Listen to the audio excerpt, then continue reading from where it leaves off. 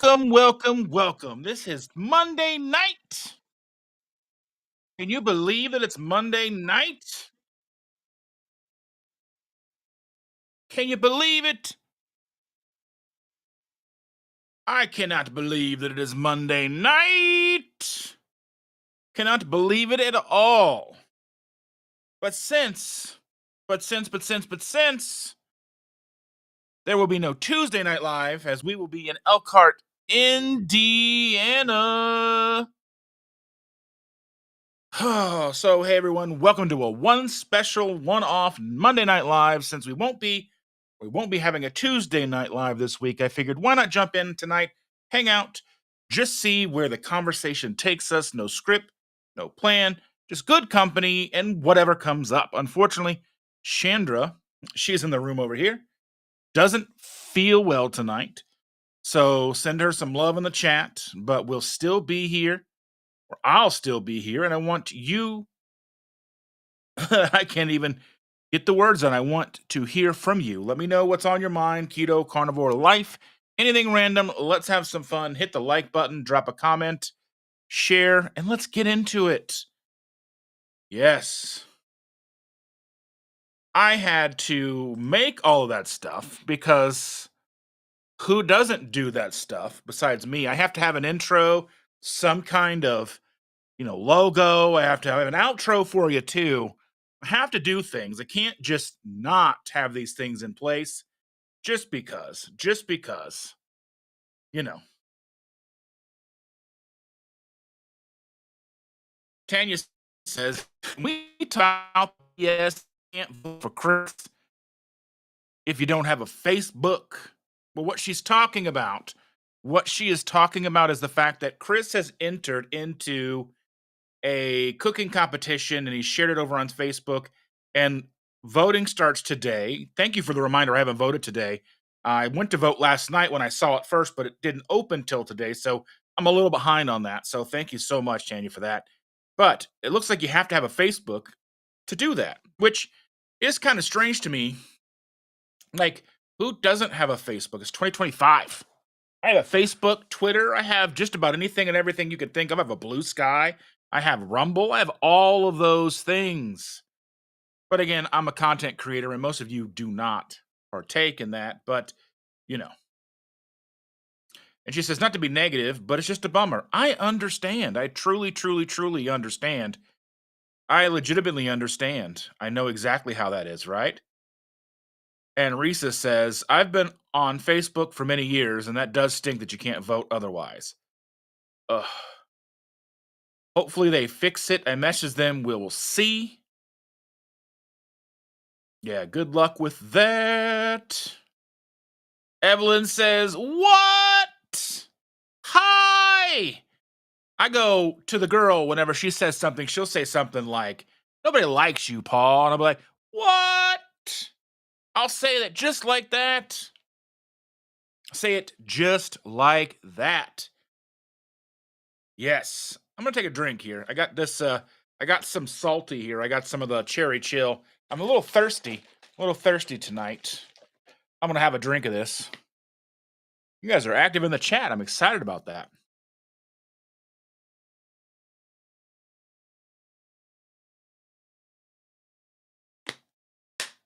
I have a liquid death here just in case, too. Just in case. Just in case I get thirstier. Jennifer Lucas is in the house. I'll hang out with her tomorrow for like 6 hours on top of the meetup because she's going to be riding with us up to Elkhart and then back because I'm not going to make her walk. I wouldn't do that. Maybe if she's mean, but you never know. Kitchen Witch says, Monday night, all the elites are here. Well, who all are here? Raise your hand. Raise your hand if you're sure. You know what I'm saying? Do you like that better? Do you like this better? That's too fancy. That's not bad. Let's see. We'll see how that looks. Oh, that's the one that takes so long. Yeah, that's right. Brian says hello to Evelyn. We'll go back and we'll see how. We'll just give me a second here. That's awful big.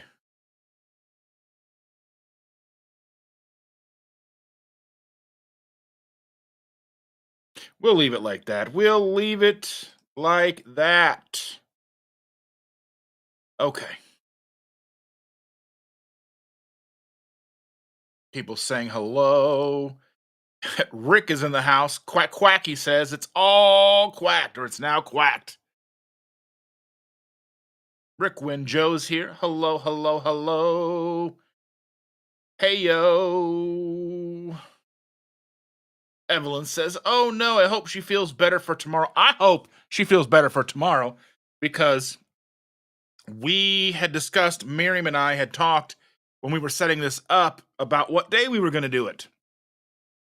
And we decided between a Sunday and a Tuesday that we would go ahead and do it on a Tuesday so that Chandra could join us. And then she's in there not feeling good. She's been asleep like all day.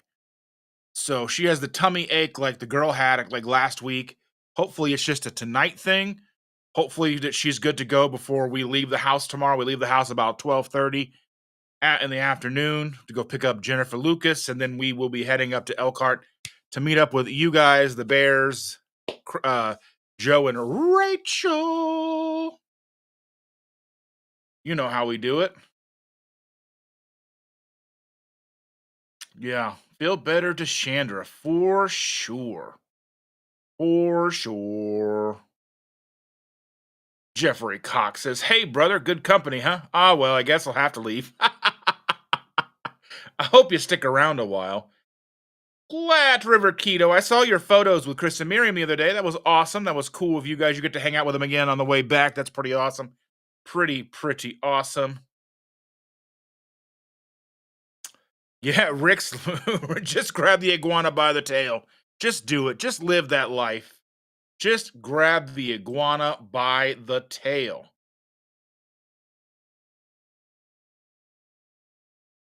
You know what I'm saying?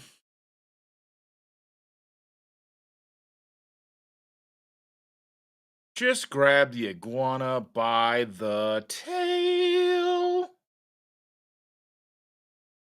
Oh my goodness.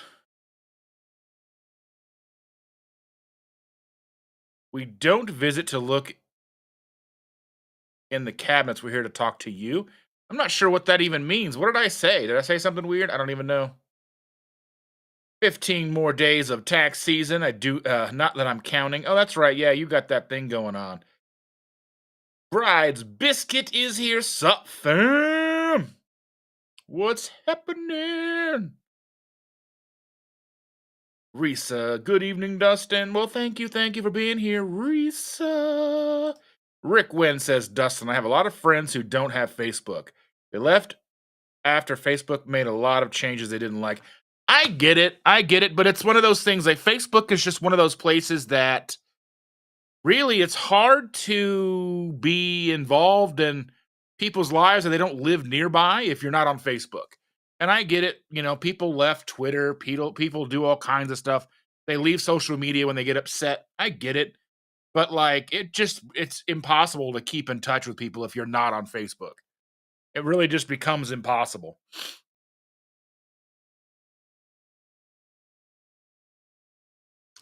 36 more days of school.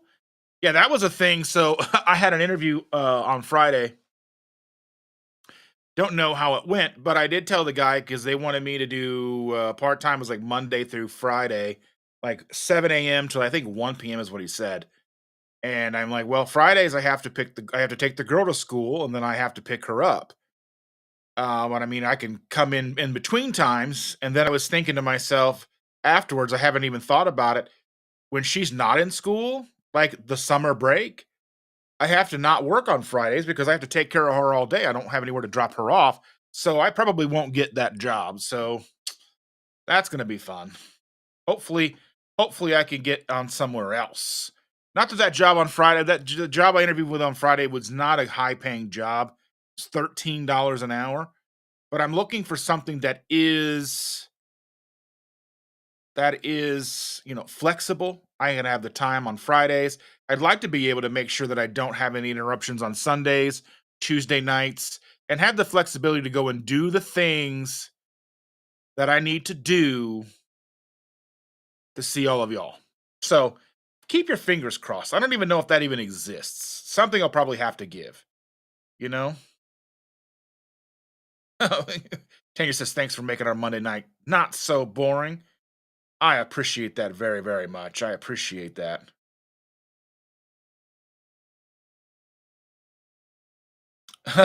Jen's like, why do I have to take my rings off for a colonoscopy? I figured the doctor would have to take their rings off. Woo! I don't know. I don't know. I don't know. What do you think? I don't know. I'm not sure. I'm not sure how that's what why. I understand like going through like the thing with the MRI machine, you know?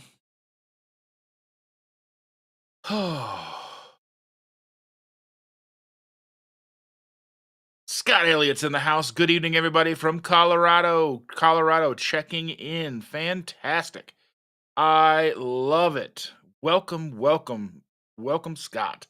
You're not the only Scott here tonight, but you are in good company. John Gugahan, Monday Night Surprise. Well, thank you, John, for showing up. I appreciate you. It was a surprise. I started thinking about it and I started building the intros, the outros, and trying to got this little Monday Night Live thing here out of blue neon, and I figured that'll look cool. And here we are. Took me a little longer to get things set up because I had to make a little bit of food for Chandra. She was a little hungry, and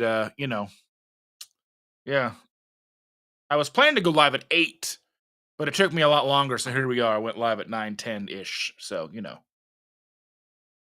Bride's Biscuits says I switched to OMAD for the first time. Going to try to rotate in and out of 2 meals and see how it goes and which works. I think the best way to do that is intuitive. What's the most intuitive to you? Because the schedules aren't always the best for me because I like to eat later in the afternoon, but there are sometimes I wake up in the morning and I'm getting things together and I am starving at like 8 a.m., 9 a.m., 10 a.m. And I'm like, I don't want to eat till 1 or 2 or 3 o'clock in the afternoon. And then sometimes I'm hungry again at 8 or 9 o'clock at night. It is what it is, I suppose. But, whatever fits best for you, I think, is what I would shoot for. Evelyn says 6 more Fridays, 6 more Mondays. Woo!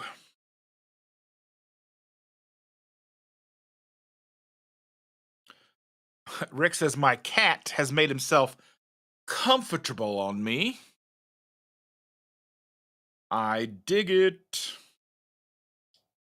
Jerry is here. Fun day Monday. Nice surprise. Just listening at work. I appreciate that. Yes. Well, we'll get to that in a second, Tanya. Let's see. Jennifer says you had to pretty your view up before we could hang. Yeah, I gotta be, I've gotta be me, and I've gotta like, I can't have everything all like super awesome on Sundays and Tuesdays and just kind of be like, I'm here on a Monday. I do what I do. I do what I do, okay? I still got some tweakings to do to these Mondays because let's face it, I may have to do a Monday here and there, a Thursday. You never know what'll happen. Depends on what my schedules turn out to be like. Tanya's asking, is the fan on? Hold on. Let's see. Let me know if you can hear it because it makes a little bit of a noise, and I don't have the microphone right by it. The microphone is like from the microphone is here to the front of it is like this far away. So I don't know if you can hear it. Let me know.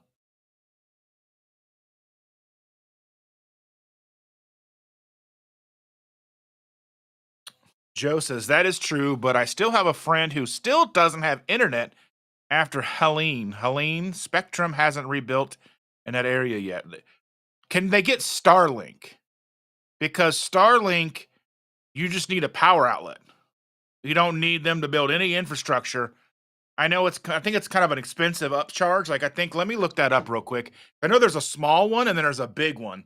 I think the big one is actually even faster. Let me see what I can find here. Let's see.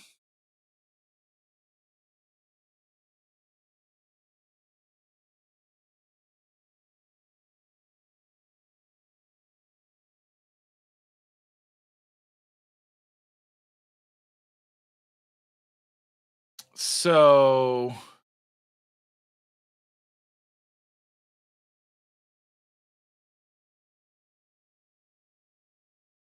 unlimited data, residential is best for household, unlimited data, fixed location. Residential light is $80 a month, and residential is $120 a month. Um, let's see. Let's see how much this costs. Oh, I don't even know. I don't even know if I can get it here.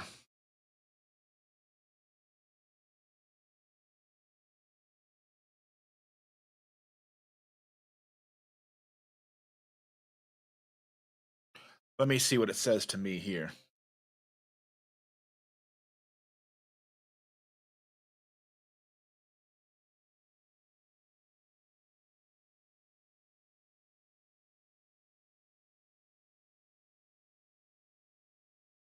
Total due today would be $473.43. Let's see. There is a congestion charge in your area. What's a congestion charge? No long-term contracts. 30-day trial arrives in 3 to 5 days. Let's see.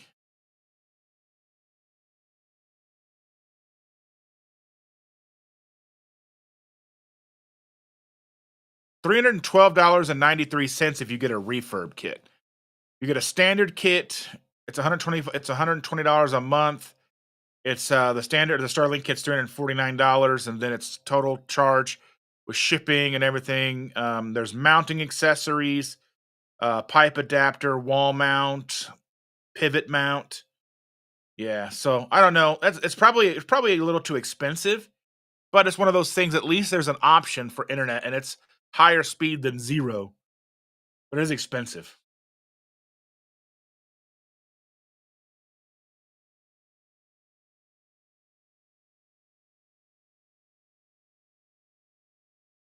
Sounds like Mama's hurdle. You could take whatever opportunity you want. I don't even know what that is. I don't even know what's happening.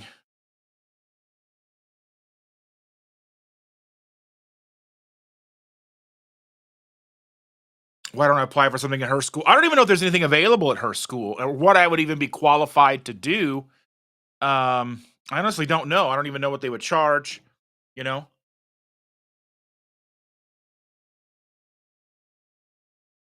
I could look and see.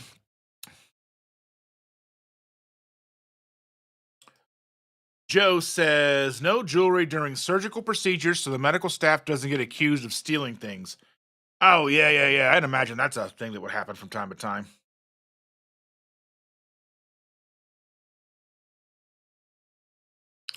Yeah, I imagine that would happen from time to time.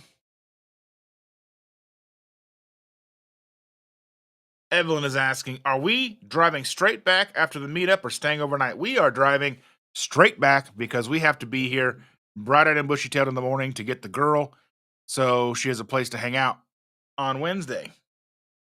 And we are taking her to a fun thing on Wednesday evening, Wednesday afternoon. So I'm excited about that.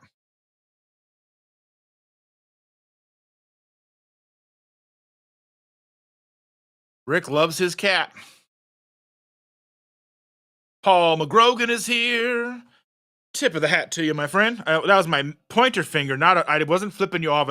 In my screen, I'm like, oh, that looked a little sus. But I was straight tip of the hat to you. That's what I was trying to do there. Making fudge and nuts to share at the meetup. Fudge and nuts. Nuts and fudge. Milton is one lucky cat. I was in a band at one point in time. And it was the guys, like basically, it was the guys, they used to be in a band called Milton. Milton was the band. Yes. Bride's Biscuit says, I'm never hungry before noon, but we'll see how that is affected by skipping my second meal. which generally comes at 4 p.m. Large meal at noon, about half the size at 4 is the old way. Okay. I mean, really just toy with it, play with it, see what happens, what how you feel the best. No, Joe says she is not internet savvy except for turning on her computer. I think someone offered one, but she didn't take it. They were handing out Starlinks to families so they could connect family. Yeah. I mean, really, that's the best way to go if it wasn't so expensive. But you have to understand the infrastructure that Starlink is putting into space. They're putting satellites into space.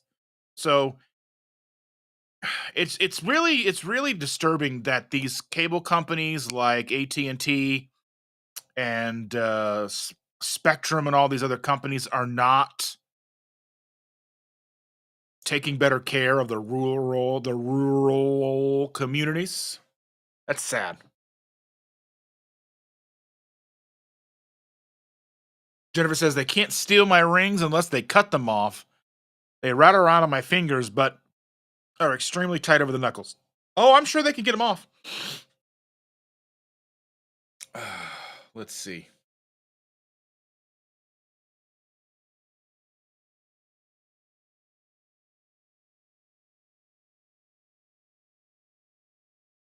It's like Paul and Rick are talking about a flywheel. I'm not sure what that's all about, but that's cool. But I know that they're always doing their things and their stuffs.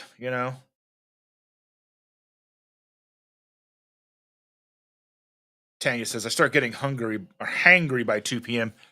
I get up. Well, so I get up in the whenever I get up. So a normal daily routine for us, or what has become normal on school days, is when the young one gets dropped off at school and we get back, which is usually we get home around 9. And so we get home around 9. I make us coffee. We're sitting down to have coffee 9:15, 9:30, depending on how long it takes the water in the kettle to boil. And yeah, that's kind of what we do. And then we have coffee, and sometimes I make her eggs. She wants eggs at the same time. I usually wait. I'm usually not hungry at that point. I do know that we are going back to Triple B and E on Wednesday, because I just we feel better that way. And I know it's not a challenge, it's not anything like that. It's basically just going to be the way that it is, and hopefully it works out. Hopefully it works out. Low carb spin. Karen is in the house. Good evening. It's not even morning time. It is dark. It's after dark. You never know what kind of fun you're going to get in here after dark.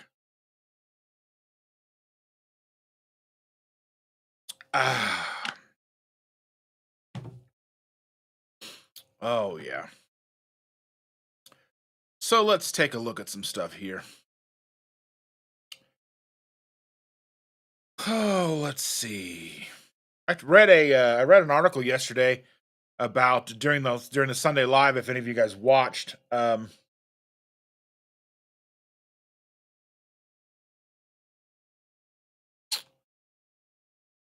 we talked about a lady in England who lost like 14 stone or whatever, 4 stone or whatever it was.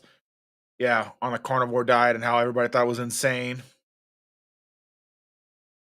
Let's see. I kind of pulled in some things to talk about, like what's annoying you, open rant session on nonsense in the health space. Community wins. We're always here to shout out successes from you. And any Q&A, any keto, carnivore, fasting, general life questions, random life talk, whatever weird stuff comes up. These are all things that are on the table for us to discuss if you are so inclined. Yes.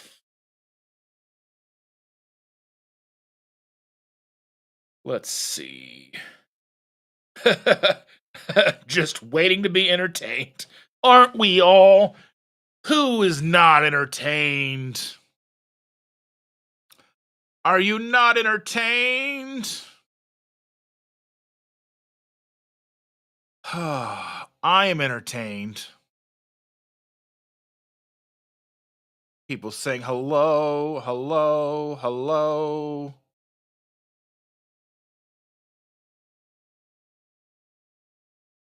Let's see. I adapted Reese's Cluttered Kitchen says I adapted the hash browns using hearts of palm and it worked really well. Thanks for the recipe. Oh, that's cool. So you're yeah, what have I tried? I used what did I use for hash browns? I used jicama or turnips or something. I tried that hash browns and grated them and like use it like one of those four-sided graters you used to like a cheese grater thing. I use one of those, you know.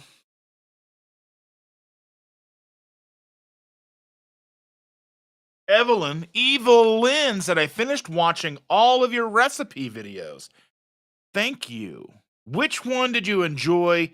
How did or so were there any that stood out that you liked the best as far as not necessarily the recipe itself, but maybe like how it was filmed, any of those kind of things stand out? Because I need to start making more videos like that. I need to start doing all kinds of things, but I get lazy. So, let me know what you think. Which ones you like best, which ones you'd like, how you would like me to move forward with recipes. Marla is in the house. Just the study break I needed. Speaking of studies, did you anybody see that Sarah um um over from Sarah's Joyful Journey went ahead and she got her certification, some kind of health coaching certification? That's awesome. If you don't follow her, go and check that out and say hello and congratulations to her. Let's see.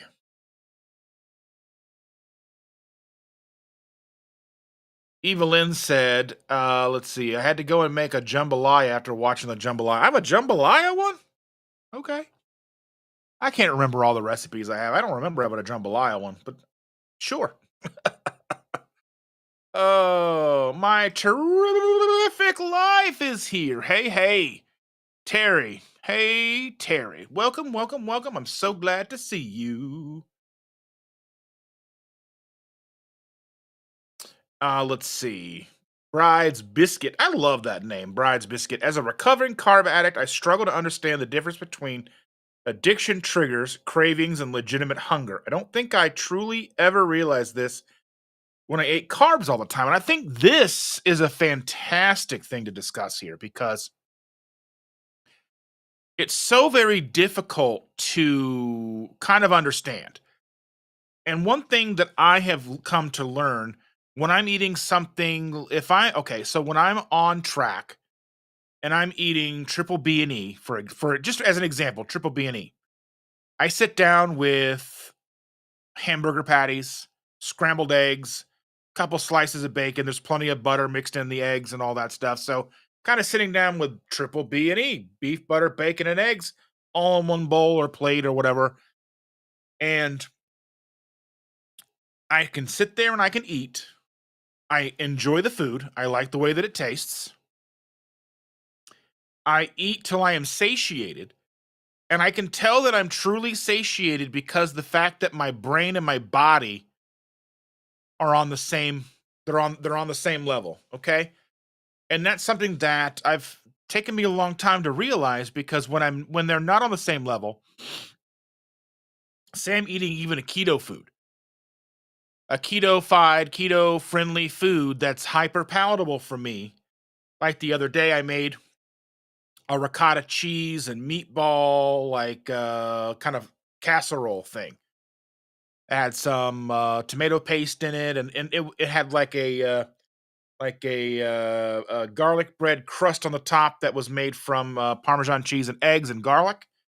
And I dug into that, and I'm sitting there and I'm eating it, and I'm getting to the point where my body is telling me, you're satisfied. My body was telling me, hey, I think we're done. And my brain's like, nope, keep eating, keep eating. My body said, hey, I think we're full. I think we're comfortably full here. But because of the flavor, the textures, everything, that was going on with that casserole, my brain was not done. My brain told me to keep going. And I did not and I should say I didn't listen to my body. I let my brain win because I figure if that was something that I was paying attention to, that I would have done better. And maybe I should have. I mean, I should have done better, right? I should have done better because that's a major way to know satiety. And there's got to be more. So there's legitimate hunger because if you're actually truly like, oh, I need to go eat, even though most of the time I have okay, so as I've done triple B and E, there's a lot of times where I'm thinking to myself, well, it's 4 o'clock. I should probably go ahead and eat something, or it's 5 o'clock. I should better go ahead and eat now. I'm not necessarily all that hungry, but the utilitarian in me is like, I should probably eat now. That way I don't end up eating too late. I don't want to eat after 8 o'clock or 9 o'clock or whatever, because when I go to bed, I don't want to have it all kind of coming back. So true hunger, I don't think it's, especially the way that I am, I don't truly feel true hunger when I'm on track. So that's a difference. So it's typically if I'm getting a craving, like if I'm going through the pantry on a nighttime or watching TV or whatever, and I go looking for something, I don't know it's not there because I didn't buy it, but I don't know, I might find something I forgot about. That's a craving. But legitimate hunger, I don't think I actually ever really feel.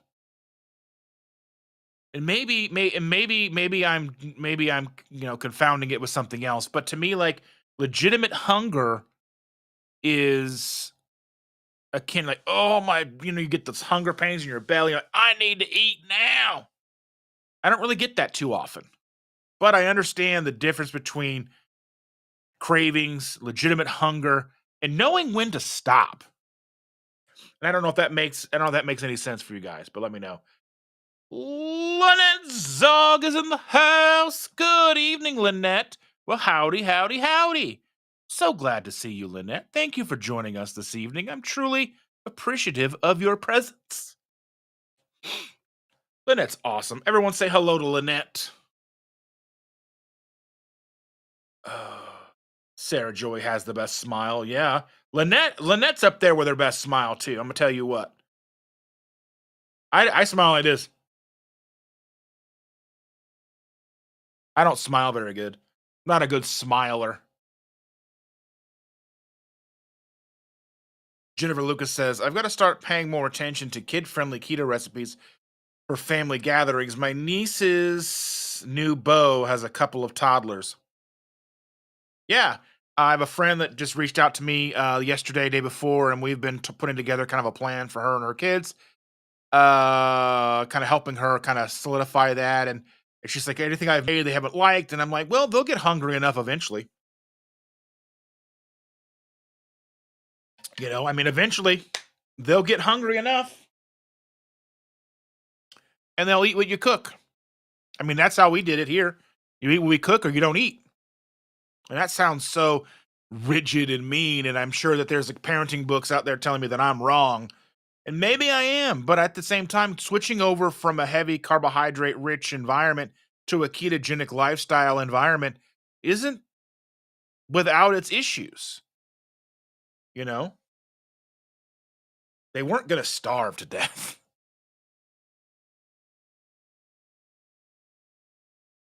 Yeah, Risa says, I saw that about Sarah. She really worked for that. She really did. Kenneth is in the house. Hello, Kenneth. Hello to you all from Stacy and Ken. See you tomorrow. I'm looking forward to hugs and all those things.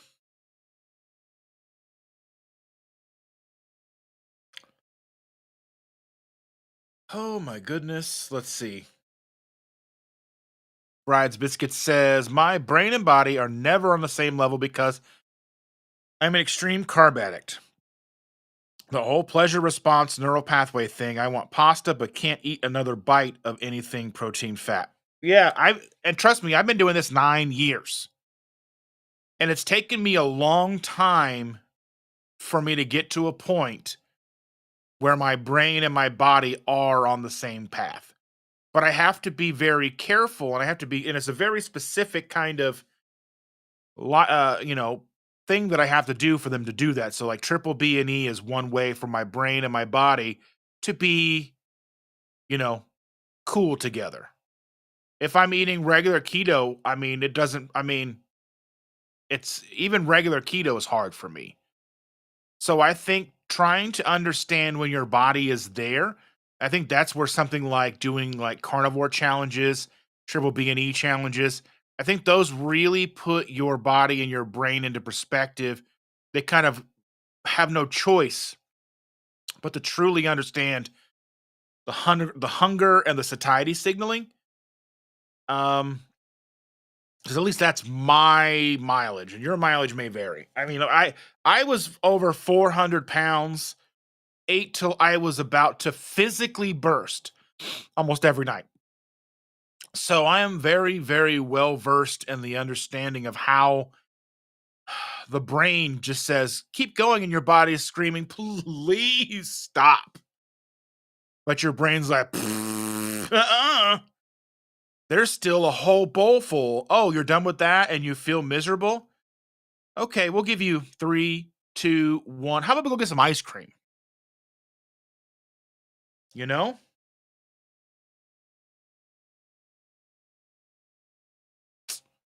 You know? Jeffifa is in the house. Hello, Jeffifa. I hope you're doing well, my friend. How are you doing? He says, hey, everybody. Let's see. They talk about all the hormones like leptin and ghrelin, but honestly, my brain is taking over at a higher level. I think really, I mean, I don't think you got to get that deep into it, to be totally honest with you. I just really don't think it's that necessary to get down to that level for most of us. Now, I'm sure there are people out there who really need to kind of whittle down into those weeds, but I don't think the average person truly does, because um it's just not I've never even looked at leptin and ghrelin. I just kind of understand, how do I feel and how can I make myself feel my best? And I just kind of keep track along the way of responses that my body gives me. So that was one of the responses that I have. Oh, my nose is so itchy. It's just gets tickly sometimes. The nose hairs and all that stuff get tickly. Um, but just eating carnivore, eating triple B and E, it's a lot easier to be done eating, and your brain is not, and your brain likes the taste of beef and steak and eggs, but they're not as palatable as some other foods that you may like. Like, you could be pleasantly finished with your steak and eggs, or your hamburger and eggs, or whatever it is, a big pile of bacon, you get halfway through it or whatever, have a whole bowl full of boiled eggs and you're just throwing them back, and then you get done.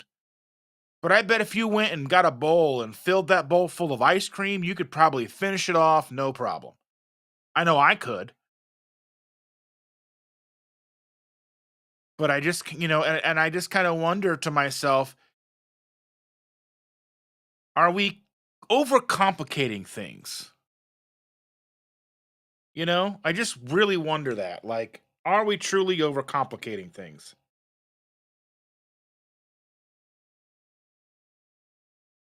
Because I think maybe we are.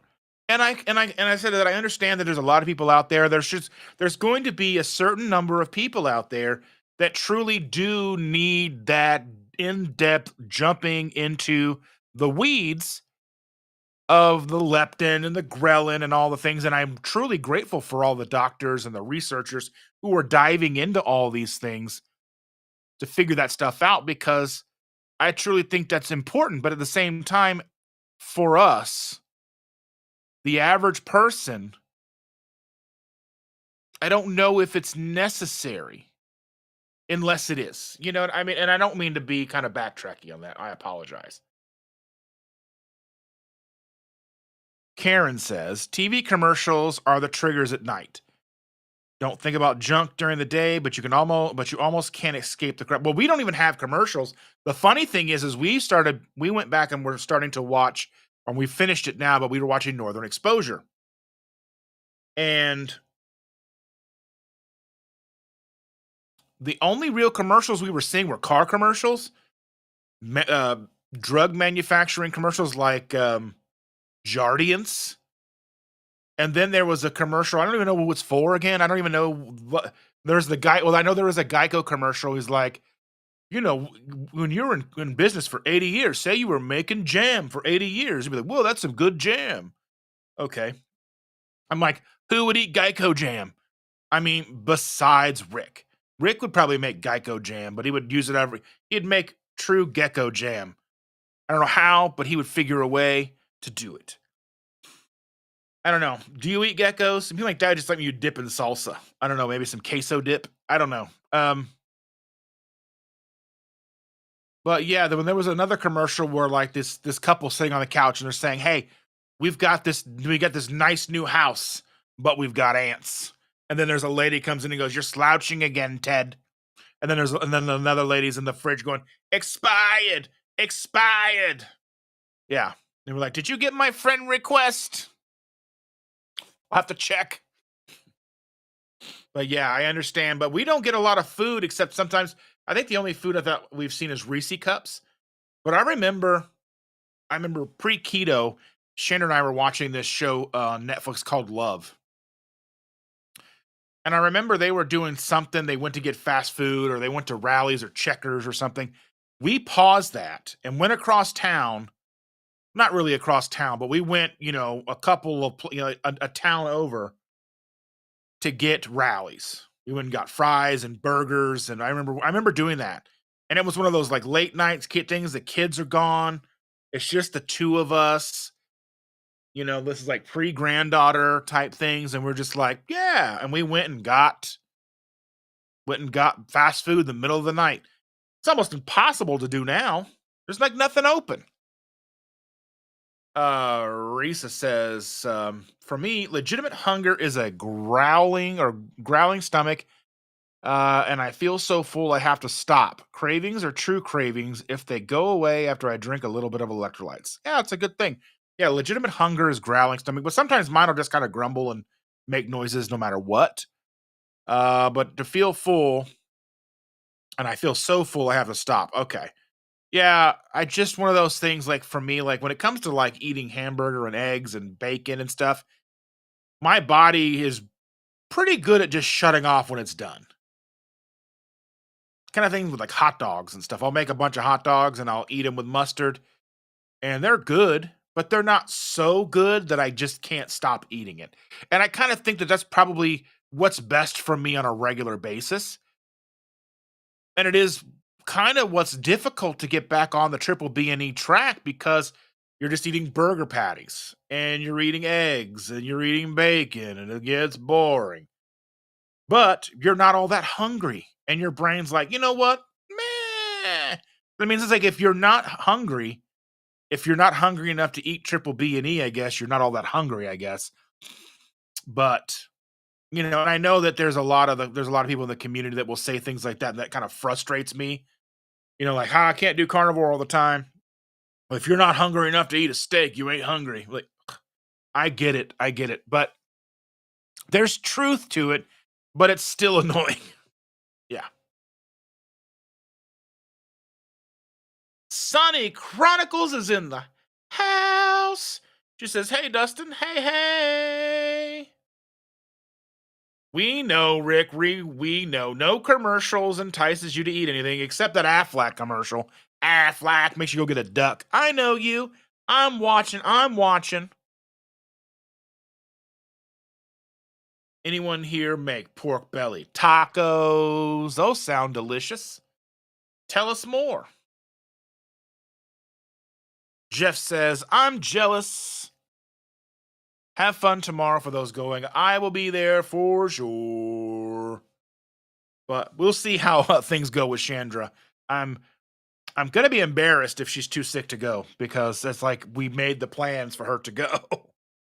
So keep her in your thoughts.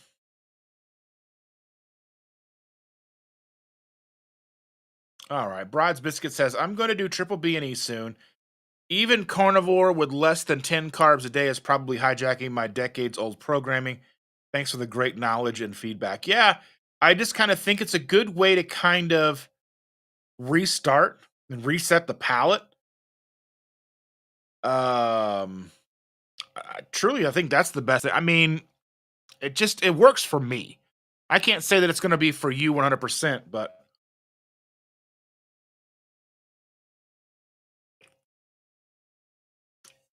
I get so thirsty at night too.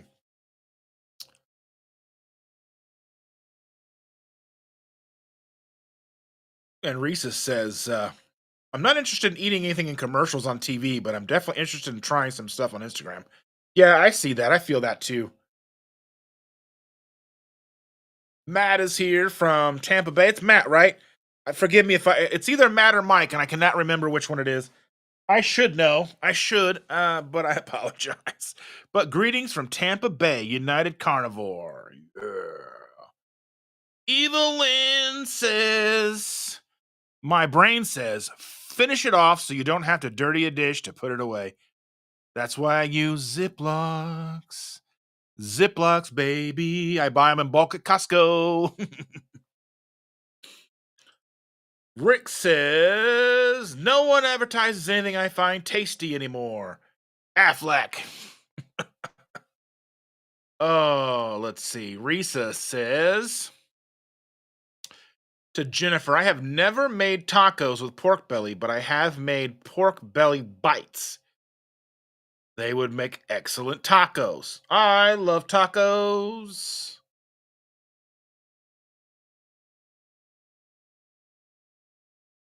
Jeff says, being on SAD for as long as I was or did, I wonder how long it takes to heal. I mean, for me, we've been doing this 9 years and I'm still figuring things out. I don't think we're ever done. And I've never truly been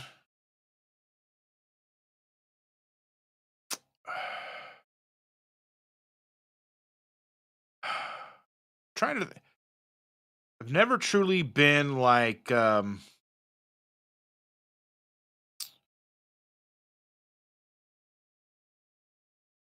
off the wagon necessarily or off the rails since we've been keto, but I definitely had a lot, we would have more frequent meals, more frequent things that we would order in, we would, especially during the pandemic, it was a lot of ordering in. It was just easier to just kind of like self-medicate with food. It was a lot of those old temptations came rolling back around. Those old coping mechanisms showed themselves again. And things like that happen. Like if you have a death in the family, those things can kind of, show themselves. You lose a job, those things can show themselves. There's just a lot of things that kind of come into play with our lives where, like they just kind of take over. And that's okay because we're human. We just got to understand and understand the signs and be able to get back. And I think that's such a huge part of this community. Jennifer says, I ate way less at 420 pounds than I do now. I have to study the nuances. Yeah, I think there's a lot of things too when you start to get big. Like, and I think like what Rachel was saying, when Rachel and Joe, what Rachel says when she was at her heaviest, she was eating like was it 500 calories a day or something crazy like that? Like, not even eating over 500 calories a day, but just eating, like, she was eating oatmeal and yogurt and just not losing any weight. Like, the body's like, I cannot give this up. You're not bringing in enough. I can't let go. And I think that's a big part of it too. Man, this right here is something, and Tanya's like, I can overeat that carnivore pizza because cheese, that gooey, creamy texture with the meatballs and just that that pizza-y kind of flavor. Pizza is just one of those foods. Like, it doesn't matter how full you are, you can eat a whole pizza. I can, and just be miserable doing it. But you can't. You're it's when the whatever chip brand was, once you pop, you just can't stop. They nailed it. They said the quiet part out loud. They're telling you. They said the quiet part out loud. They're telling you, you know what? This is addictive. We know it. You know it. Eat it anyway. And you're like, okay. Salt, fatty, delicious. That's the thing. They're telling you the quiet part out loud. You know? Julie in the Pines. I appreciate you. Woohoo! I made it. Thank you. Thank you, Julie. I appreciate you so very much. Thank you. Thank you so very much. Evelyn says, just like school uniforms, hear me out. Wearing uniforms is boring and gets old quick, but it's familiar. It's easy. Triple B and E, you don't have to think about it. It gets boring, but it's easy. Yes, it's very simple. It's very easy to make triple B and E for me.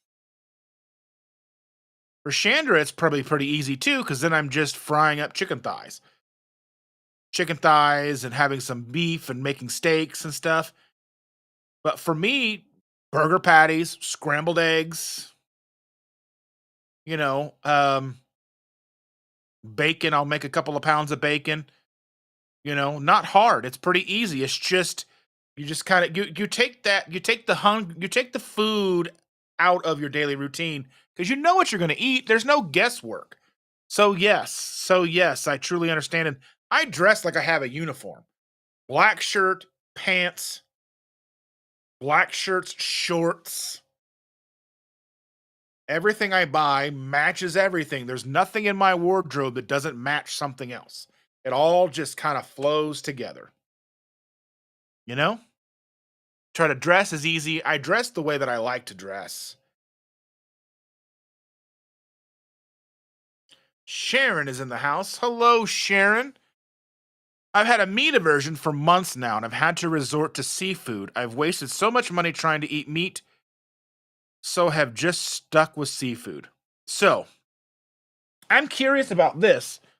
Um, I don't because I understand where you're coming from because I've had times where like I just don't want to eat another burger patty. I don't care to eat steak. So I'm curious, is it you're just not hungry for it? You're just not interested in it? You try to put it in and it just tastes like ash in your mouth? Like, I mean, what's the feeling there? Because seafood is one of those things that we don't eat often. We try to eat seafood maybe once or twice a month. Sometimes, like, we'll get salmon. Salmon when it's on sale, really buttery, fatty salmon. Oh, it's so good. But we cook it as simply as we can in the oven. Little bit of like Lowry seasoned salt. Yeah, it's got like sugar and stuff in it, but we're not using much. Just a light sprinkle, a sprinkle with a lot of butter. It's delicious. You know, I'm just curious to know a little bit more about that. But welcome, Sharon. I don't know if you've been here before, if this is a different account. But thank you, Sharon, for being here. I truly appreciate you. Let's see. So, Bride's Biscuit says they say the visceral fat toxicity holds on to all that damage and ingredients and takes years to deplete and remove.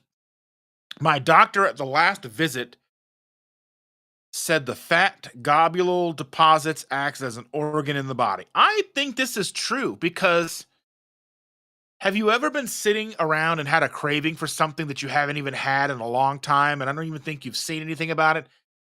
I think there is a thing like when you burn the fat deposit that was created from something that you ate, like Say you haven't had donuts in 4 years, and then one day you're just like, donuts," or White Castles, or something, some of the weirdest food that you've eaten that for some reason you're just like one day you just have this kinda over just whelming need to eat that thing, and you don't know why.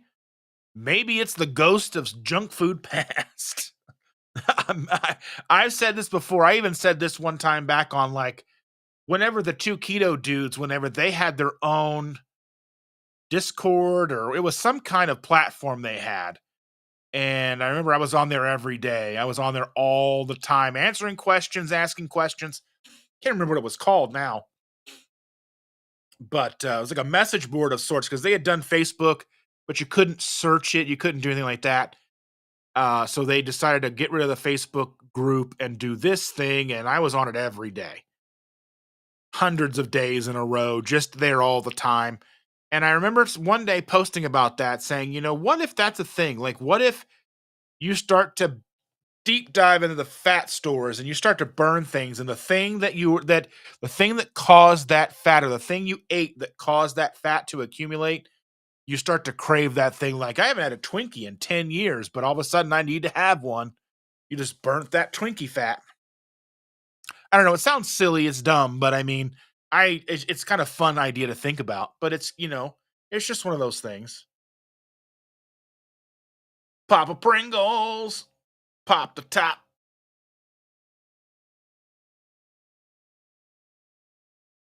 Quesomorphin addiction with cheese is real.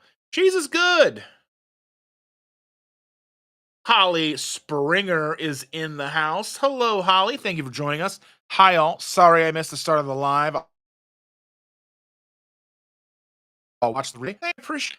We're just here chewing the fat, if you will, having a good time. All right, so let's see. Bride's Biscuit says, I have the same problem with meat as Sharon. I'm very close to food aversion, or I'm very close to food aversion. I can't eat another, but I always eat shrimp and salmon. The cost is the issue, hoping the aversion is a phase. So as I've been going grocery shopping is one of those things that I truly enjoy doing. I love going to the grocery store. I love shopping. I love looking for new things, even if I don't need them. I love looking at clearance stuff. Is there a thing that I can buy to try that, sometimes it gets me in trouble. But I usually buy steaks from Costco, ribeye typically. They've been $15 a pound. They used to be like 11 or 12, and I know that's not a huge difference, but like it's a big difference between $50 a package and $75 a package. It's a big one, you know? I'm just, and it makes shopping less fun because it's easy just to throw. I know I need steaks. I know I need bacon, but now bacon's almost $19 for 4 pounds at Costco. Eggs are hard to come by. So I got to be a little more sparing with my eggs because I don't want to spend Walmart prices. Because we've talked about this a couple of times, I think. Eggland's Best at Walmart, egg for egg, cheaper than Walmart eggs. Let that sink in. One of the egg brands that's almost always been more expensive, Eggland's Best, is cheaper than Walmart. The great value eggs. I mean, we're not talking more than like 50 cents a dozen overall, but when Walmart's eggs were $1.14 a dozen, Eggland's Best were $5. And now Eggland's Best are $6 and Walmart's are $6.50. How does that make sense? It does not. I don't know. Holly's asking, do you take iodine? Wondering what your body cravings. That's in seafood. We go through phases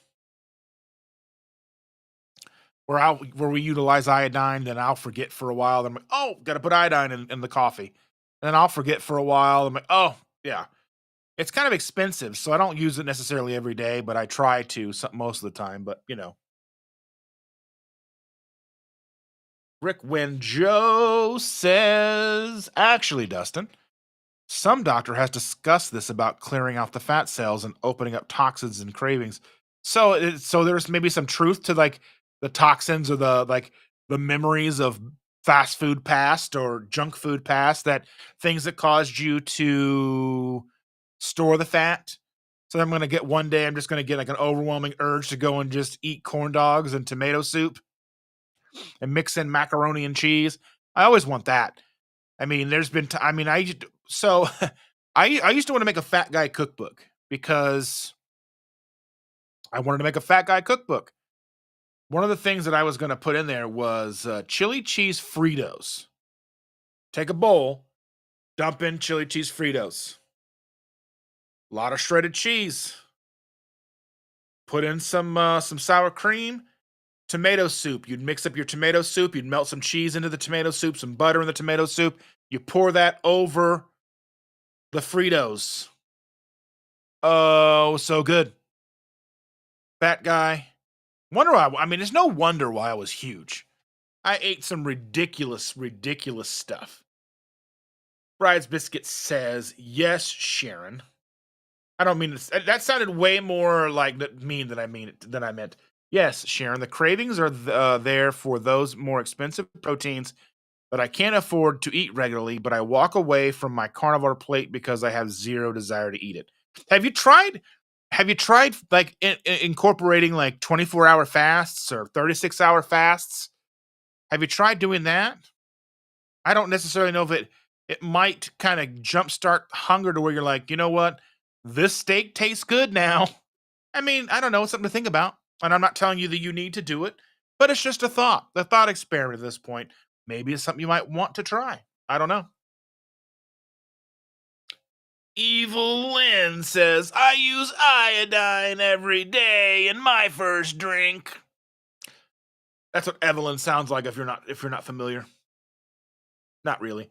But anyway, she uses iodine every day in her first drink. Yeah. Bride's Biscuit says, I have autoimmune thyroiditis. Thyroiditis. So I have to be careful, but I'll mention it to my endo. I always loved seafood. My family were fishermen. I crave it almost as much as carbs. Rent out the house, forgot my endo. I don't think that that's the same thing, and it's not the same thing, so don't listen to Snoop Dogg. Let's see. It's all because of you. I'm feeling sad and blue. Anyway, sorry. That's what you get. This is what you get, okay? You show up, you watch. This is what you get. You get me being ridiculous, okay? Ridiculous. Jerry says, that slimy, greasy taste on the roof of my mouth when I used to eat donuts kind of grosses me out if I think about eating a donut. That's why, well, was never very happy with donuts. I liked coffee cakes more, ice cream more.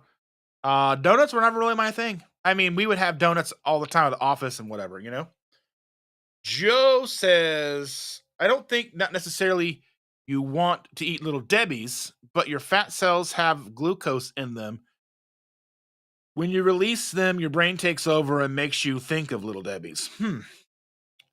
Yeah, I know. Like for me, that's just the idea is kind of a silly idea for me to be like, it's the ghost of the food you used to eat, and when you burn that fat cell, it's gonna go, ooh, eat me, Seymour. You know?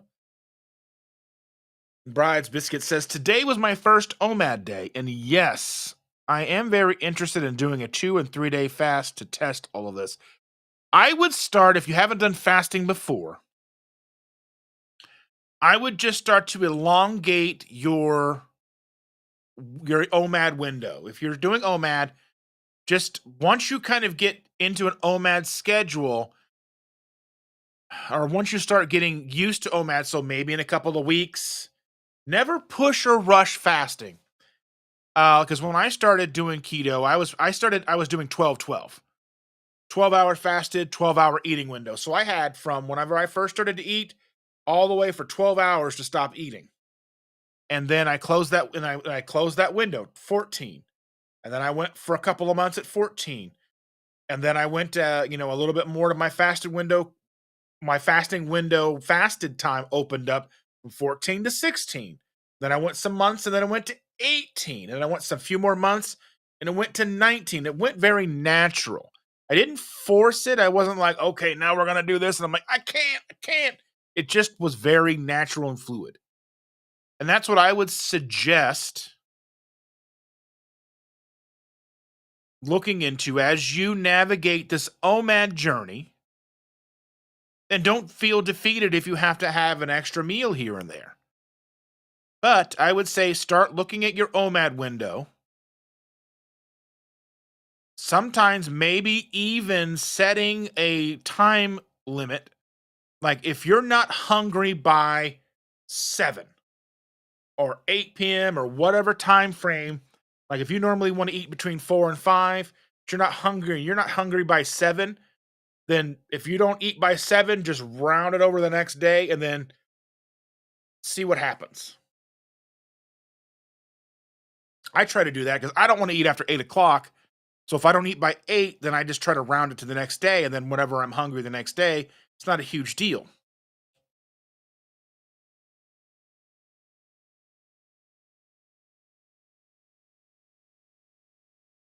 Brisket at Kroger in Texas is currently $3.99 a pound. Just use Texas zip code 77373 for the e coupon. I gotta look at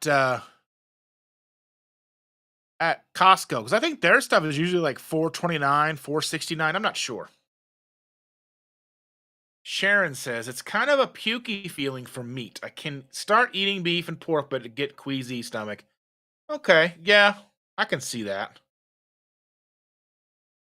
Yeah, that's not good. Maybe again the same thing, Sharon, that I was talking with Bride's Biscuit about. Have you looked and have you considered any kind of fasting? Like I don't know what your kind of window is currently, but I mean, if fasting is one of those things that's not an issue for you, if you're used to fasting, then maybe incorporate some of that.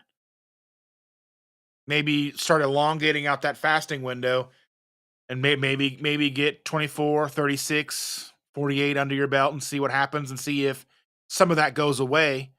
You just may not be hungry. Maybe you don't really need to eat that day. I don't know. I mean, that's just kind of like it's your body and you kind of are living with it and you kind of know the signals. So it's just one of those things that I would kind of take into consideration and see how it works out for you.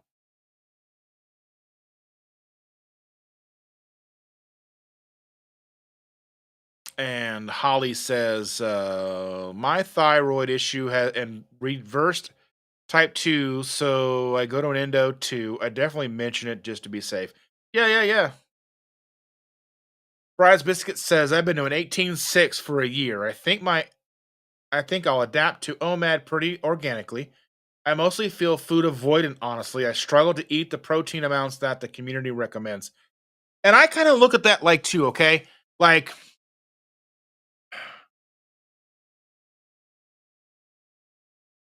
if you go a day without eating every once in a while, I don't think that's a huge issue. I think if you're truly hungry, you will eat. So that's why I'm not really against fasting too much. I think it's a useful tool, especially in situations like this. And she's saying to Holly, let's see. I always wanted to move from synthetic thyroid to something like armor. I don't know. Okay, so I don't really know what's going on. But I also wanted to ask about nightshades, although I eat none. Yeah.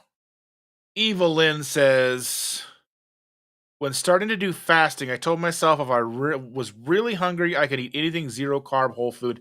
That's like my thing is like if you're not truly hungry, or if you think you're hungry but you don't want an egg, you're probably not that hungry. I mean, and I know it's easy to say that stuff about ourselves and say that.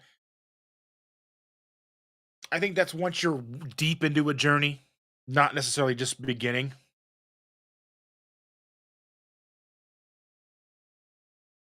And Holly's responding to Bride's Biscuit. Me too, but my endo won't talk about armor. I do better on Synthroid than the generics, though.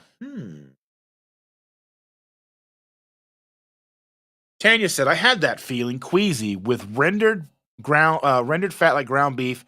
Always thought it was my gallbladder. I don't know. Um, Maybe it's your body's just way of saying maybe you've had enough. Honestly don't know. I mean, it's a definite interesting thought experiment, you know?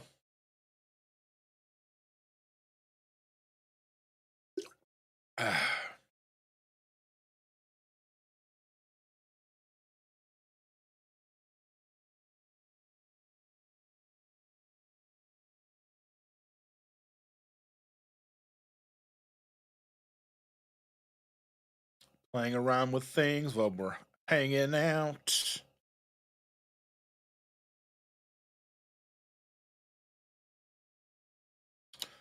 And Bride's Biscuit replying to Holly, I'm guessing my endo, like most, are old school and won't be open. That's the thing, is like they should be open because literature changes. I mean, like, look, you got to figure this out.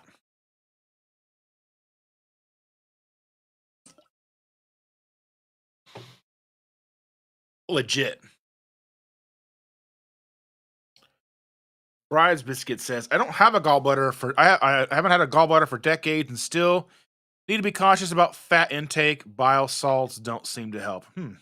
Interesting. I'm lucky that I still have mine. My brother had his removed, and I wish he wouldn't have, but he was going through a lot of issues. It was like gallbladder, fatty liver, all these things. Oh, goodness.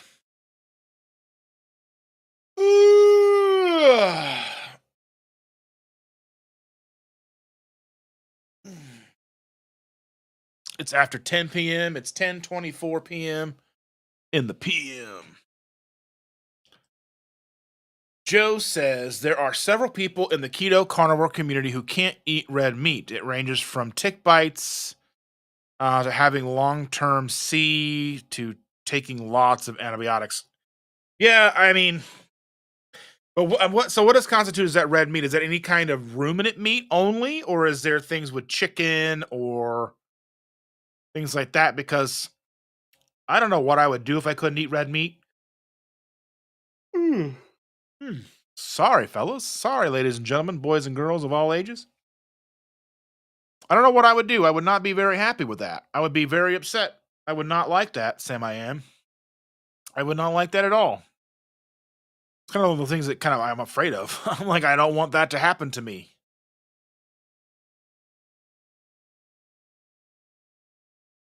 And I think we're all kind of in that boat. Jennifer Lucas says fasting does help my meat aversion. It can take me up to 5 days before I crave meat again. That's a long fast though. That's a decent fast. But also at the same time, I kind of wonder. So one of the main things that we talk about these days, and I am no doctor or healthcare professional of any kind, no certifications, no kind of health coach here. But I wonder, the idea that we are supposed to eat at least a minimum amount of about 100 grams of protein a day. Okay. I kind of wonder how valid that is long term, because I almost can guarantee you that our ancestors did not probably get 100 grams of protein every day across the year. I guarantee you. And then if they didn't, the days they did eat, they probably didn't even compensate and get enough. So even if they were to go a few days without meat, they go 4 or 5 days without meat, I can almost guarantee you they're not getting 400 or 500 grams of protein when they did eat. They ate till four, or they ate what they had, and they kept going. And again, that's where, crops and famine food or duck food, depending if you're talking to Rick or not, you know what I mean? Like potatoes, corn, wheat, fruits, that kind of thing would come into play. So I'm just curious about that, because If you are somebody who is meat averse, means that you just get physically ill when you try to eat meat and you are fasting trying to kind of reset that. I don't necessarily know if that's such a bad thing. But again, like I said, I'm not a doctor or a healthcare professional, so this is by no means any kind of advice. More just talking out loud and kind of like spitballing here because I kind of wonder, you know, how how feasible is it for the average human being to eat 100 grams of protein or more each and every day when we came from where we came from, as far as what we think we know about history. There's always things we're learning more and more about history. I wish we were in a situation where we could talk about the pyramids because there's that stuff that they found with LiDAR under the pyramids and it's super cool, but I don't know how real it is, and this is not necessarily the place. But I love talking about that kind of stuff. I've thought about starting a channel where I can just talk about whatever I want. Like do lives on that channel, just talk about whatever I want, whenever I want, whatever I want, doesn't matter. But I'm not there yet. I don't think I'll have time for that for a while, but that's just one of those things. Joe says most of them have tried to lower fat meat to see if that would help. Okay, try to lower fat meat. And is that something that does? Does that really kind of work?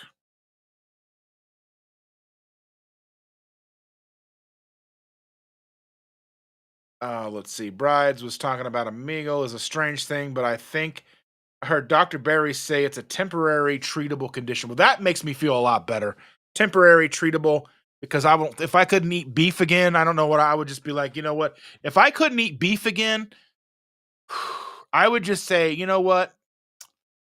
It's corn dogs and macaroni and cheese from here out. I like I would eat my feelings.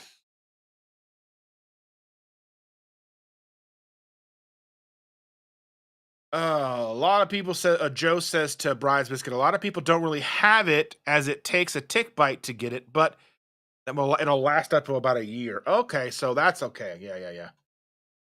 And Bride's Biscuit says, I struggle to eat 100 grams of protein, and all the community keeps saying I need to eat 50 to 100% more on top. I don't think this is a valid across the distribution curve.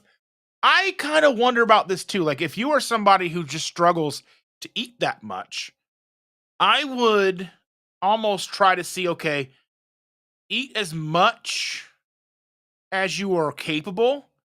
I would have you like I think we should be doing DEXA scans. I really think we should be getting DEXA scans, looking at lean body mass, fat body indexes, looking at like how much lean body mass versus how much fat we have.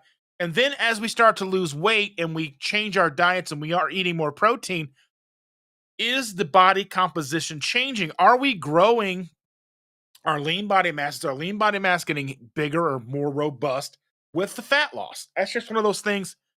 I tell you, I'm so sorry, but my nose is so itchy today. It's not even an allergy thing. It's just got a rogue nose hairs or something. I don't even know. But I'm just curious if you are somebody who only eats 65 grams of protein a day, is that enough to sustain you? Are you able to grow your lean body mass index? I think that's where we just don't have enough data. I think we should probably be trying. I've never had a DEXA scan, but I think it would be helpful if we could have one. If we could get a DEXA scan every 6 months, would give us so much more data. Okay, so like the first part of this year, I was eating this much protein and I was eating this, and my body fat has gone down to this percentage, but my lean body mass has gone up to this percentage. So my ratio is this. Like, what's the ratio of lean body mass to fat, to your fat mass? What's the ratio? What's a target for your body? Where should you be? How much, like, and then get targeted protein amounts? Because I think there's not a one size fits all, and I know that we say 100 grams because it sounds good, but I don't know if that's entirely accurate. I don't know if the data supports that. I don't know what the data is.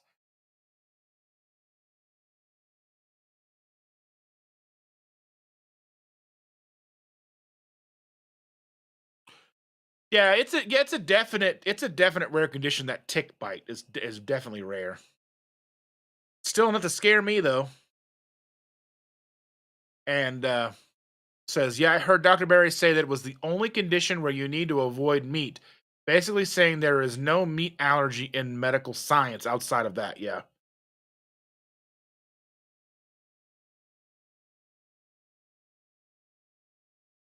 Let's see. It has worked for some people. Others are still looking for answers. So Sharon says, I do fasting, usually an eating window of 5 to 7 hours. Okay. Okay, that's good to know. I would say if you're down to where you're doing like 14, 14.8 or 6 or 18.6 or whatever the case is, or something like that, 19.5. Maybe start, maybe close that to 20 and then 4, maybe 22 and 2, and just kind of see. I mean, I don't necessarily know how that would work for you, or just maybe push that to 36 hours if you can. I don't know. Jennifer Lucas says most people get over a Fosagi in a year or a year and a half. However, a few have dealt with it for years. It's most often red meat only. That would still suck so bad. Oh my goodness. Uncle Big Guy is in the house. Good evening, Uncle Big Guy. He says, howdy all. Hi, Dustin. Gluconeogenesis happens from protein at a certain point. I think individuals have to consider that this when deciding how much protein works. So, gluconeogenesis is not consumption driven. Gluconeogenesis is demand driven. So, this is when I started doing keto in 2016. The hypothesis was gluconeogenesis was something you had to worry about. And that's why keto at the time was considered a moderate protein, high fat diet. Now, to where we have had more information about gluconeogenesis, we now further understand the fact that gluconeogenesis isn't something that happens when you eat over a protein goal. So if you only need to eat 70 grams of protein in a day per your lean body mass, and you eat 75 grams of protein, and it just automatically kicks on gluconeogenesis. That's not how it works. As far as the studies and the information, the information that's come to light, gluconeogenesis starts to happen during fasting. It starts to happen if there's not enough glucose in the body. It's demand driven. When the body demands glucose, whether it's to run the brain, muscles, whatever the case is, then it will start to do and perform gluconeogenesis by way of autophagy, most likely. So that's where being in a ketogenic state does help with that, because if your blood glucose gets too low, then your body doesn't like shut down. Your body knows what to do. So I think that's a thing. I think the whole idea of gluconeogenesis being demand driven versus consumption driven is one thing that's still kind of up in the air, and some people are still kind of looking at the old model, and then people have started to move on from that idea that if you eat, there's a threshold of protein you can eat in a day for your body goes, oh, there goes too much protein, let's click into the gluconeogenesis. I just don't think that's how it's working. I think I said we've found new information that points towards it being demand driven, to where when your body requires the glucose, it just goes, okay, gluconeogenesis time. And I still don't necessarily think that it's your body turning protein to glucose. Doesn't sound like something that it would be like, well, we've got too much protein, let's turn it into glucose. That doesn't seem like a thing that it would need to do. Doesn't seem like a reactionary thing that it would need to do. The only reason it seems logical to me that the body would then turn protein, bodybuilding protein, into glucose is just because it needs it. And that's just kind of like that's how I see it. Rick Wynn says, I don't try to count my protein grams for each day. I go for an average over the week. Some days I'm eating more protein, some days I am under, but it averages out. I think that's fair for most of us. Because some days I'll eat 4 beef patties and 6 eggs. Some days I might eat 6 beef patties and 10 eggs. I don't really go and I've got to get this many. I'm like, how hungry am I in? How hungry am I today? Sometimes I hit it right on. I eat my whole meal, and sometimes I'm like, well, I'm throwing away a half a beef patty or whatever the case is, or I'm throwing away these eggs or whatever.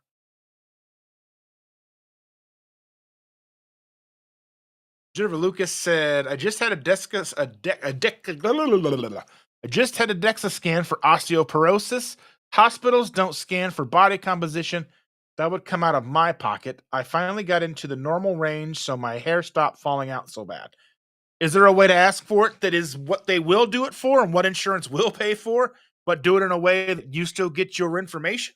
Because if they're running a DEXA scan, it's still a matter of body composition. So even if you are getting one biannual or twice a year for your osteoporosis, you can still look at that and get an idea or say, hey, you're running from my osteoporosis. Can you still kind of give me an idea of like what my lean body mass versus my fat index is? Well, I mean, I don't know. Maybe there's different settings on the machine. I don't know.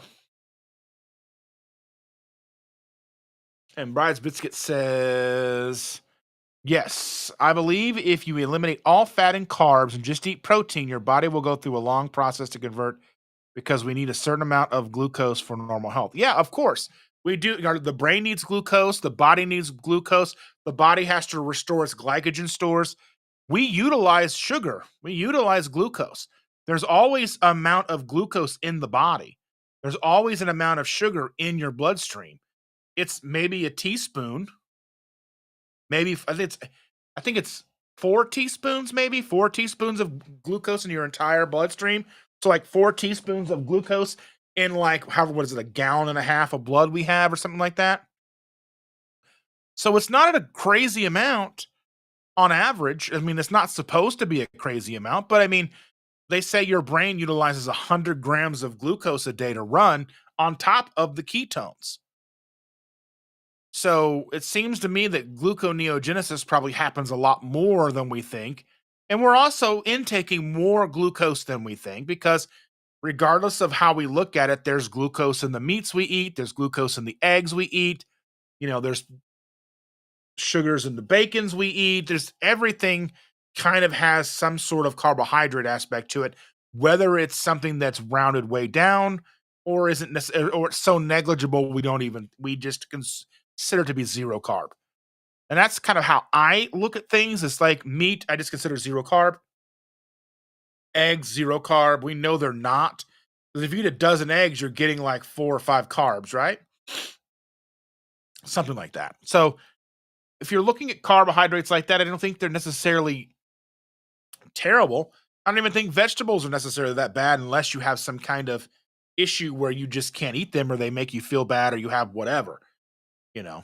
I don't know. I just think, yes, our body does require a certain amount of glucose to operate, but we make up the difference of what, between what we consume and what is demand driven. Yeah, Karen's saying it's the Lone Star tick. Yeah, the Lone Star tick.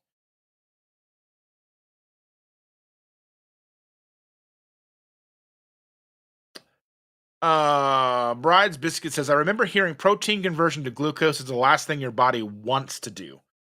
I don't necessarily know. I've not heard that necessarily. It's probably, if you think about, there is a list of, and let me look this up and see what I can find here. Hold on, let me see. Let me see.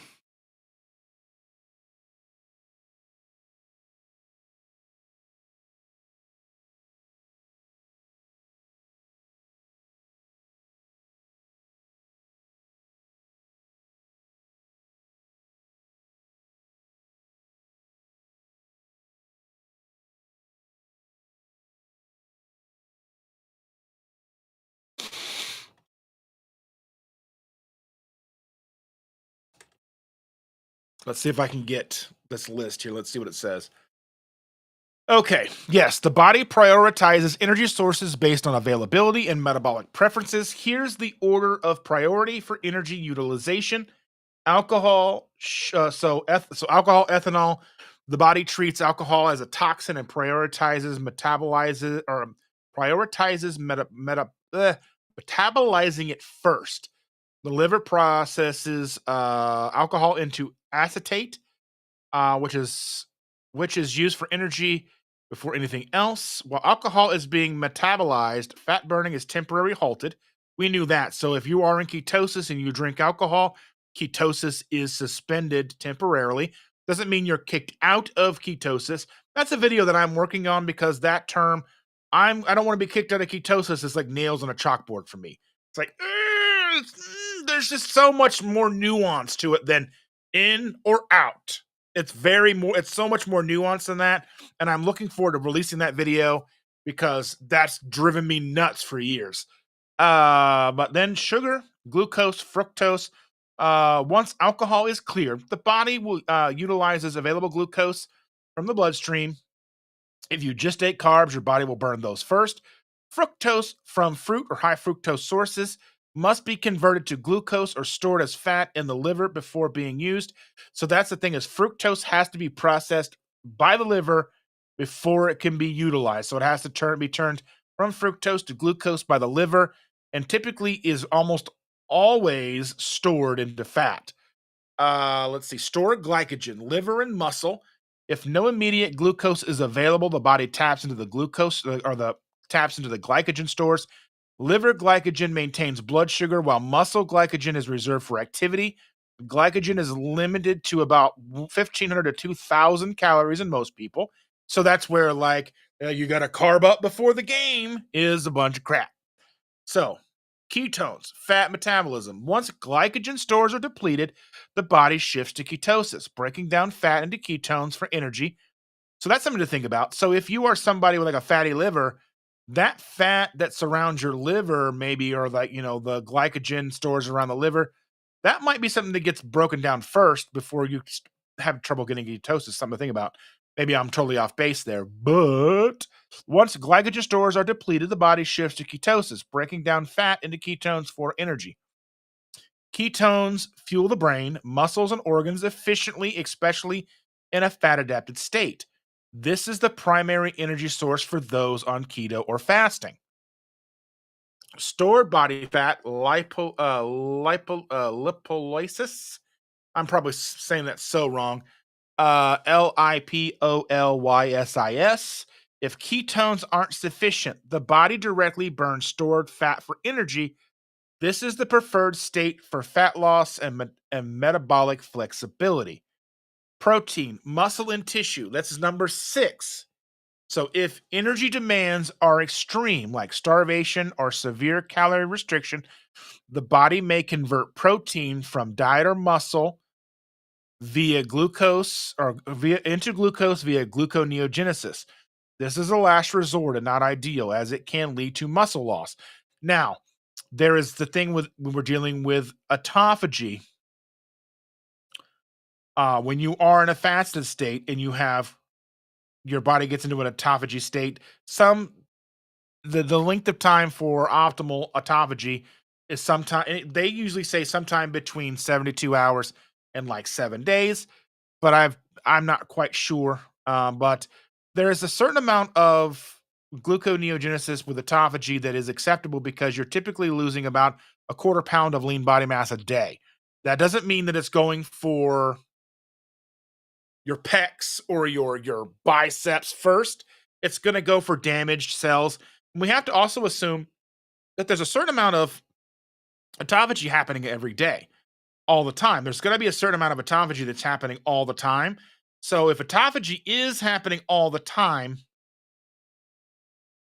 at least in a ketogenic state where the body isn't necessarily like totally inflexible and has to rely solely on glucose, or you have like these diabetic crashes. And I think then the body can perform autophagy on a regular basis. So, yeah, so that's why gluconeogenesis isn't necessarily something that I worry about. I especially don't worry about the overconsumption of protein because I imagine the overconsumption of protein to really trigger that, if it was a thing, I think would be more than we're normally utilizing. So I think if you're thinking you normally get about 100, 125 grams of protein a day, if we are doing the thought experiment that you have to eat a crazy amount of protein to cause gluconeogenesis to activate in your body, as it would be as a demand driven type of thing, we're probably looking at 250, 300 grams. That's a theory. I'm not a doctor or researcher or anything like that, but it's definitely something to think about. That's why gluconeogenesis is not something that I truly are concerned about.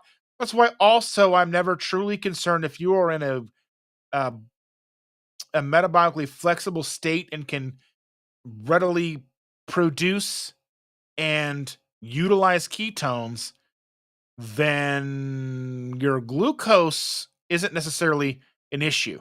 So if you don't have enough glucose and you don't and you've utilized your glycogen stores, you've gone on a long hike, whatever, say you have gone on a long hike and you've done all this stuff and then you have some sugar. It's not the end of the world. And again, that's kind of why I still want to make that whole kicked out of ketosis video, because I think that just the idea, like, I don't want to do this because I don't want to get kicked out of ketosis. You're like 6 years in and you're too flexible for that. Drives me insane. So let's see what else here. Jennifer Lucas says, I tried asking that before the scan, but no go. However, my osteopenia has improved on carnivore. That's interesting. That's so weird because it's the same scan. It's the same scan, isn't it?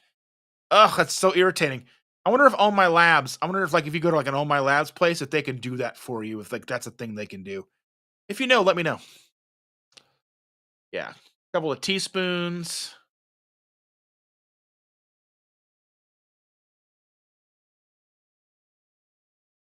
Yeah, there's glucose in McDonald's, salt, 19 ingredients. In fact, Google it. Let me look this up. Let me see what's going on here.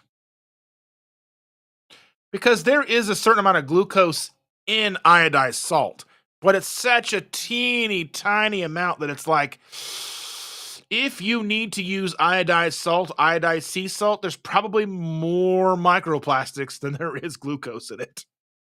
So let's take a look here. Ingredients in McDonald's salt.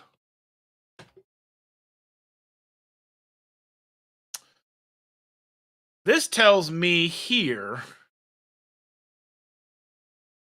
contains salt, sodium silicolutamate, dextrose, and potassium iodide. So 1, 2, 3, 4 ingredients, not 19.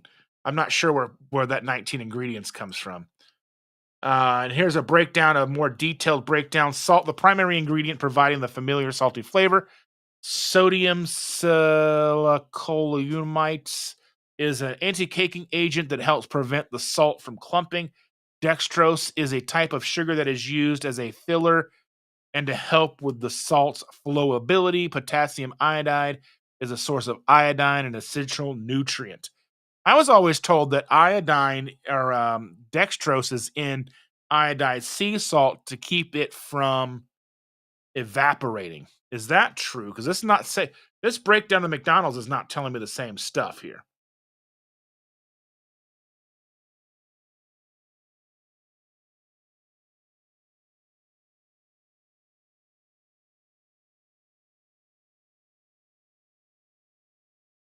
Let's see.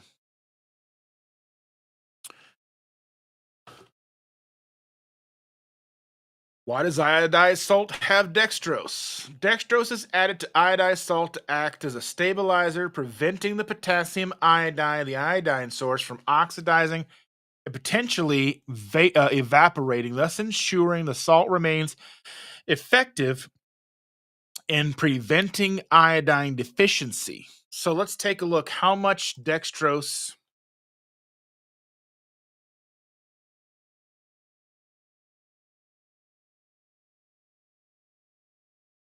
So it says how much dextrose is in 1 gram of iodized salt. So the average person usually requires 6 to 7 grams of salt a day. We are looking at per gram of salt, Morton iodized table salt, there is approximately 0.04 milligrams of dextrose. So 1 gram. So we're looking at such a minuscule amount of dextrose per 1 gram.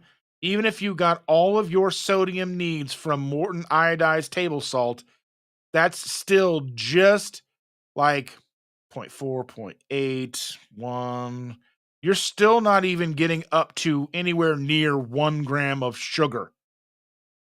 So again, I talk about this, and I even made a video about this with the salt and and the sugar, because I think we get these ideas and we worry about them so much. I don't think that that is the hill to die on. I think that there is glucose in McDonald's salt. It's dextrose, to be honest with you, but it's such a minuscule amount that I don't think it's something to worry about. Yeah, if you can get a cleaner version, if you like Redmond's real salt, I wouldn't be surprised if there isn't some kind of natural sweetener or whatever in that, because it's being ground on the ground. It has a sweet flavor to it.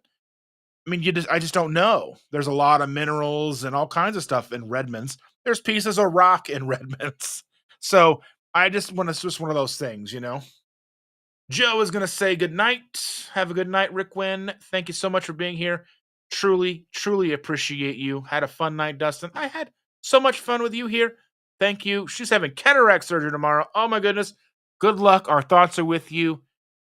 Be safe, and we'll talk to you real soon, okay? Last thing, meaning other sources like carbs, fat are simpler processes. Yeah. Let's see. This is interesting. I have NAFL and eat less than 10 carbs daily. I have no idea if I'm in ketosis. Urine strips are negative to trace. So, the reason why the urine strips are not showing you anything is because urine strips do not show you beta hydroxybutyrate. So, when you first start your ketogenic journey and you lower your carbohydrates and you start utilizing the urine strips, they are picking up acetoacetate. So your body starts to kind of like pre-ketosis. It's producing acetoacetate. And then once you are fully fat adapted, your body no longer produces the acetoacetate in quantity. It's now shifted and is now producing beta hydroxybutyrate. This is another video that I've thought about making. I just didn't know if there was enough demand, or if it would even be long enough for, you know, the YouTube algorithm to pick it up, because I figured that it is a video that should be searchable. It should be a video that is long form, so can be kind of come evergreen. I think it's an important video, so I will make it.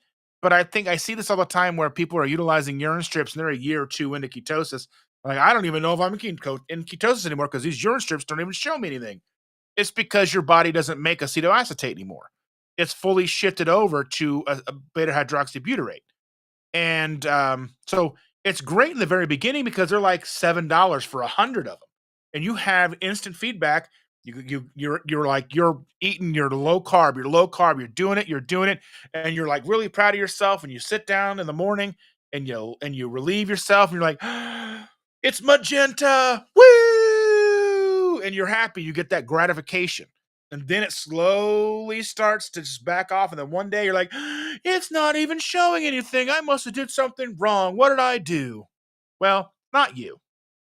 Your body is doing what it's supposed to do and stop producing the acetoacetate, and has started and shifted into a full ketogenic state, provided provided that you have maintained that level of dedication, that level of consistency with a low carb ketogenic lifestyle, carnivore, whatever.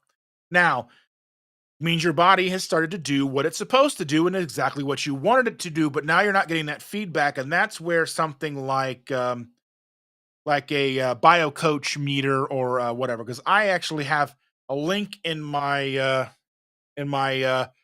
if you go to KetoSimple.shop, if you scroll through, you'll see a link for bio coach.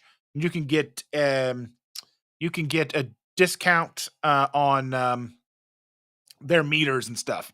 I have one of those, but mine's so old it says Keto Coach before they rebranded as Bio Coach. So that being said, um, that's definitely something that I wouldn't worry about. I would get a blood ketone meter, and I mean, the upfront cost kind of sucks. It's like $50.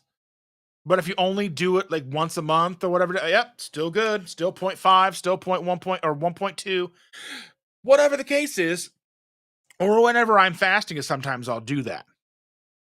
I have it here somewhere. I don't know if I can get to it. I can't. I don't know where it is.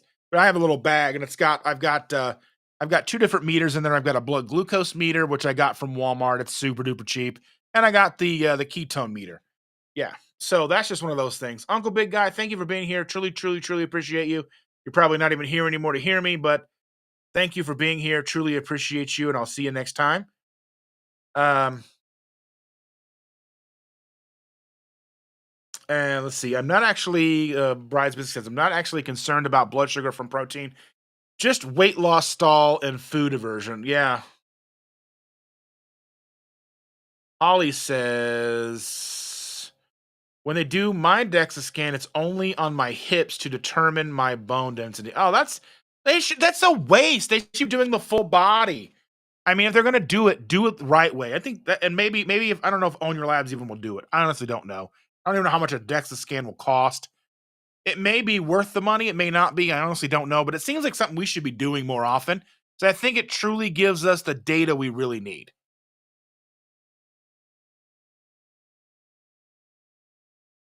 He was saying good night, good night, good night. Jennifer says and confirms, let's see. Own Your Labs doesn't do DEXA scans. I'm told fitness centers or certain health spas do DEXA scans for. Yeah, that would be good. And I think I'm always thinking about joining a gym or whatever, but I just need to be able to get my booty there. You know what I mean? Get my booty there. They just opened a Crunch Fitness down the street from us, and I think you can get it for like $10 a month or something like that. Let's see. Sorry about 19. It's their French fries. Yeah.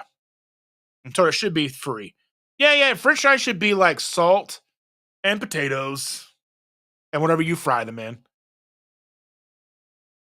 Let's see. Redmond's is listed as the highest level of lead in different salts. And that stands to reason. But I mean, at the same time, what's too much lead? I don't know. I don't use Redmond every day. It's expensive. I don't use Redmond's real salt every day. I have a bunch of their I collect those little bitty ones. I collect those. I got tons of those from meetups and stuff. Yeah, I use those. But I think it's expensive. I use like sea salt from Costco most of the time. It's probably got microplastics in it, but what am I going to do?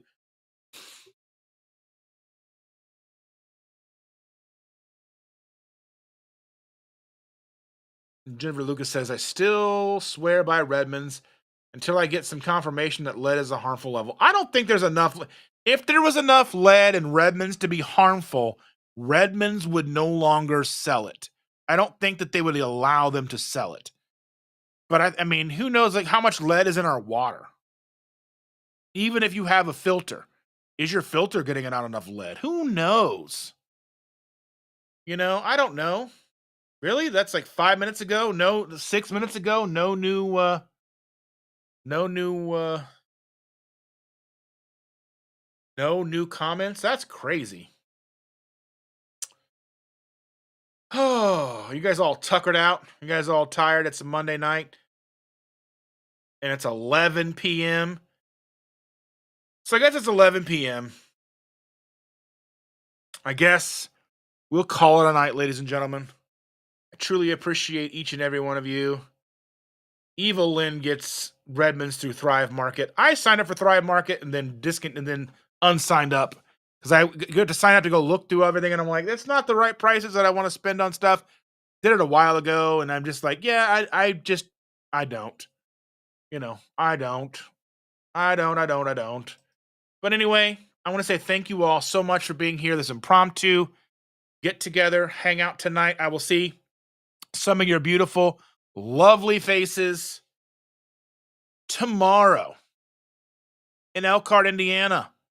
I'm super excited. Looking forward to hugs, high fives, and fist bumps. I'm super excited for that, ladies and gentlemen, boys and girls.